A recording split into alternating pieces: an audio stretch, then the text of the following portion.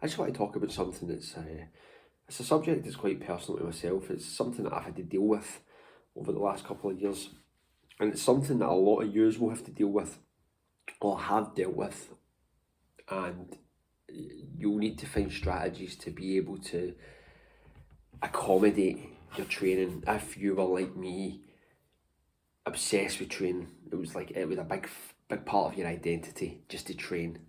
I've been training for 20 years, mostly weights, 3 4 times a week, every programme under the sun, just get to the gym. It was a part of my life, it was an ingrained habit. If I didn't get to the gym, I'd feel quite anxious, I'd feel quite fidgety, I would be quite unhappy. It was just part of my routine, and you know yourself, when you've got a well-established routine, when that gets knocked out of sync, it can have detrimental effects on your well-being and your mental health to a certain degree. And when my first daughter Ola came along, the game changed in that respect. My access to the gym, or my ability to get to the gym as often as I did, that just disappeared. So to accommodate that, I would start having to go to the gym at like times that I just wasn't used to, either really late at night or really early in the morning. I went through a phase when Ola was born that I was training, say, 5 6 in the morning, which I know works for a lot of people. It was really difficult for me. However, I got it done because I needed to scratch that itch and so forth. So the first strategy is you need to find a time and just train. It's just something that you have to deal with. Early morning was good for me. Ola was still sleeping at that time. My wife was still sleeping. It allowed me just to slip out quietly and get to a 24-hour gym that was nearby and so forth. However, when my son was born, that just completely ripped up the rule book, because obviously his sleeping arrangements and so forth with a toddler and a newborn, it was just insane, obviously, and caring for them as well and helping my wife with the parenting duties and so forth. So my ability to get to the gym was just, it was completely diminished. However, I embarked upon a strategy which I feel it's been a total game changer for me. It's changed my outlook in training, and it's allowed me to experience improvements and gains, and a lot of positives have been born out of this situation. So my advice to new dads in particular, or mothers who can't get to the gym, is that you need to, well, number one, you need to throw everything to the side with regards to how you see training. I was always in a weights guy. Weights was the number one thing. We bit of conditioning in there, but weights was was my thing. I was always getting to the gym, just doing weights, throwing iron. That was what I identified with. However, once the pandemic kicked in, the Iron Wolf was a channel that I discovered for YouTube, and it introduced me to high rep calisthenics, high rep bodyweight exercise. And obviously with gyms closed down, that was something that I gravitated towards because I didn't have any other options. My gym equipment was limited and so forth. I think as well, deep down, I was looking for a new challenge. Anyway, what that allowed me to do was to break down training into mini sessions. So instead of me skipping out the house and going to the gym for 90 minutes, I could take a 90-minute session and break it down into 3 30-minute sessions or 3 20-minute sessions and so forth. And I found this was like a total game changer for me. In many ways, the number one game changer for me that springs to mind immediately was that the amount of focus I could put in these sessions. If I go to the gym for 90 minutes, your mind starts to wander at points, especially doing weights, which can be quite monotonous and laborious. Whereas 20-minute sessions allowed me to sort of realign or recalibrate my focus and give everything to that session. A 90-minute session, you can find that after 2 or 3 exercises, your intensity starts to leak off somewhere. So those sessions became more intense particularly with the inclusion of burpees. Burpees was another game changer. The conditioning that I was experiencing, the training high that I was experiencing. I mean, I'd be going to the gym and doing weights, and I'd be sitting resting a lot and just gravitating towards my phone and just losing that intensity, whereas burpees was just constant. It was a constant battle of the wills. You were questioning yourself.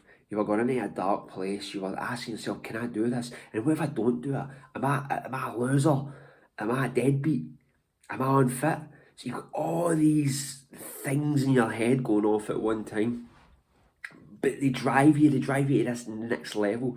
So next thing you're doing these high rep burpees and you are punishing yourself, but you're starting to see these crazy gains that you weren't even anticipating. The burpees for me, I was starting to see pushing strength go through the roof. I was starting to see an extra definition in my shoulders, and my traps were getting bigger, and my chest and so forth. And these were things I never anticipated. I thought it was just a conditioning drill, but the benefits and the visual impact, to me, it was an eye-opener. So that tied in with these mini sessions. What I could then do was, like something like bodyweight exercises for the second session.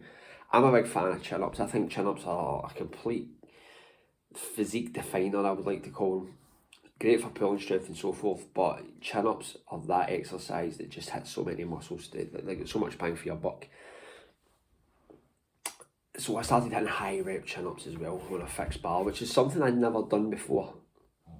I think I experimented with it about 10 years ago, but I developed tennis elbow. But I was doing it with the one grip at all times. So I've realised now that you should always mix your grip when it comes to things like chin-ups. But anyway, I just concentrated on chin-ups and would start to do like 100 chin-ups, 120, 130 chin-ups. So I'm getting this large volume of work done. And the gains, once again, it was almost like things were just like kicking in again. I mean, when you're training for 20 years, I'm not saying I was stagnating, but things plateau, and the ability to put on muscle, it diminishes rapidly, in my opinion. Particularly when you're a natural trainer, you don't take any exogenous substances and so forth, and you're just relying on nutrition. The gains aren't what... I think that they're kind of... You get your newbie gains, and after that, you're scratching about the surface at that point. That was what I found in my experience. But this just took it to another level. Maybe I wasn't training hard enough and so forth. The third session that I would have would be a quick jaunt to the gym, particularly because I work in a gym. I had access to equipment, but I also have a couple of memberships in other gyms and so forth. But I would get to them for 20 minutes because I would just break the lifting sessions down to 2 lifts, sometimes 1 lift, just to scratch that itch and keep strength levels high. But what was happening over time was I was working out for 90 minutes throughout a day, but it was just split up into wee mini sections. So training in mini sessions was the game changer for me as a parent. And if you're a new dad and you're struggling to train, then I would really recommend breaking down the sessions into mini sessions, focusing on high rep bodyweight calisthenics with a wee smattering of weights work on top. This will keep you ticking over and then some while you're carrying out your parenting duties and your children are at that stage where they need constant care and your wife needs the help and so forth. So, as a new dad, number 1, think outside the box. Throw everything away that you've identified with and so forth, and be open to new training experiences. Number 2, break your training into mini training sessions. Number 3, focus on high rep bodyweight calisthenics, burpees, push-ups, squats, lunges, chin-ups, things that are accessible without equipment bar the chin-ups. But I would recommend buying a chin-up tower to put somewhere in your house, or a chin-up bar for the door frame. They're relatively inexpensive, but they are worth their weight in gold. Number 3, if you can, get to the gym and focus on a little bit of strength work, hypertrophy work. Don't go crazy, just focus on 1 or 2 exercises and work them hard. If you can combine these three into these mini sessions, not only will your family life be more productive and your kids will have more time to spend with their dad, but you will also likely experience gains and improvements that you never dreamed about, because you'll have a new vigour for training. When you get these short, sharp sessions, you can really apply that focus. If you take this information on board, I am sure you'll extract some positives, and I'm sure you'll start to see the benefits from it. Do not stress out that you can't get to train. It can always be done. Mini sessions, high rep bodyweight calisthenics, and a wee smart and a strength work. These three components should see you right and allow you to train harder than ever before.